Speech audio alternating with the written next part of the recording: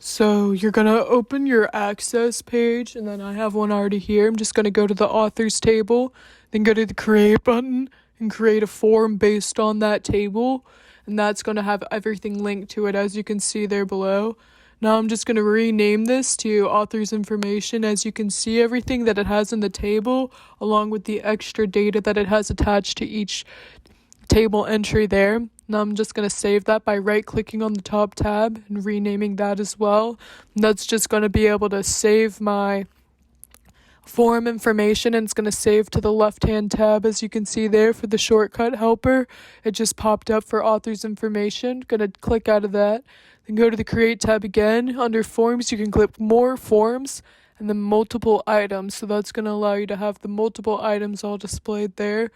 I'm going to rename that tab authors with the multiple items so you don't get the forms confused. And you can see the format is a lot different from just the regular form to one with multiple items, as you can see how it specifically displays all of them. So you have all the author IDs, the last names, and the first names there.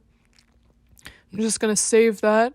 You right click on the upper tab and then hit save. Then I'm just going to close out of that. Now I'm going to go to my books table and hit create. Go to the more forms section and then go to split form. And this is going to split the form between the table and the form that you have. So you can see both of them at the same time. And you can see how at the bottom it has the table for books there. And then how at the top it has the form with everything listed out all nicely. I'm just going to save that as a split view so it pops up on the left. Close out of my authors tab and open up the books table. So now you can edit both in split view. On the top hand, you can double click on any of the inputs there. So we're just going to scroll down to entry number 8 out of 12 for all of the records that are there for. So that's author code 13, blood and gold. I'm going over to the cost and I'm changing it from $18.87 to $19.97. So that's just, so we're still on the tab with the form and split view. You can see it automatically changed there. I'm just going to tab out of the other ones and go to the books table. And you can see there that the price has changed on the table information, even though I changed it on the split view form, that it automatically changes from the table or to the table from the form. Just going to close out of that and open up my author's multiple items page form that I already have. I'm going to change it to layout view. You can either go to views on the left hand side or right click on the top tab and click in the form view or layout view or design view that you want to see. Currently I'm in the layout view. Now I'm just shrinking the size of the boxes to make them a little bit more appropriate for the amount of information and text that's in there. Now going up to the themes page, I'm going to right click on the theme I want and apply it to that item only and that object only. And that's going to be able to apply it to just that form, not everything else. And so you can see how it changed the view of the multiple items form that we have open.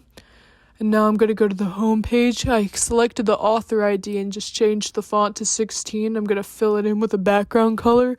You can fill in any of the specific tabs or items that you have on the form there to different colors to format them along with the theme that you have selected, and that just makes it look a little bit more aesthetically pleasing depending on what the goal of your form is, if you're specifically going to present it.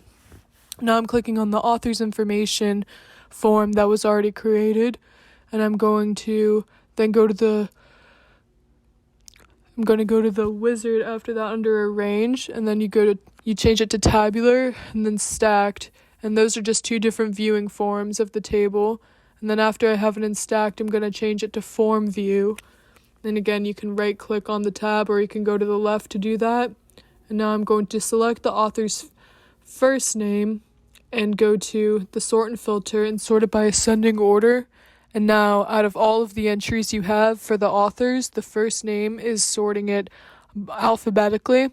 So it starts out with Anne, and then say you want to do the same for the last name. Go to ascending, it starts out with Beschloss, Connolly, and then King. So obviously that's an alphabetical order as well. And depending on the criteria that you have, you can sort any of your data based on that by just using those two simple buttons there. And then I'm just going to save the changes that I made to sort it in ascending order. and then click on my Publishers tab, then create a report based on that by clicking the Report button. And again, changing it to Layout View, you can do that either of the two ways.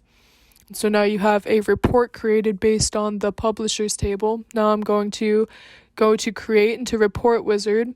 Now I'm selecting my fields that I want to choose on my report, which I'm doing Publisher ID, the publisher name, and the city. And now I want to add a grouping level to all of that, which is the city. I want the city to be the one, and then I want to sort the publisher IDs in ascending order, so alphabetical order. So now you can see my report has been created. I have the groupings on the left of the cities that I selected, and my publisher ID is sorted in ascending order as it is all alphabetical. And now you can see the three categories that I chose for the report, the grouping and the different types of ascending order or the sorting that I wanted. Now I'm clicking the PDF to XPF export on the Data tab in order to save my report as a PDF, as many places require PDFs to be the final report file size. And now I'm just closing out of that, going back to the original report. I'm going to go to Design, and then I'm going to try to alter around some of the categories of this report. So if you don't want a column in there, you just go to Arrange, select column or select row, and you're able to delete that. And then, so just for the sake of this video, I'm going to be adding it to another field. So I'm going to be adding the address section between the city and the state. And now you can see that that was moved in. You can do that with any fields that you originally omitted. Now to edit any of the voice on there, you're just going to go and type and double right click on some of the typing there, and then you're able to edit that. So I edited mine to the zip code. Now I'm just formatting a theme. Right click on that to make sure that it applies to that object only, and you can see that the format has been entirely changed for all of the different categories that are in the report itself.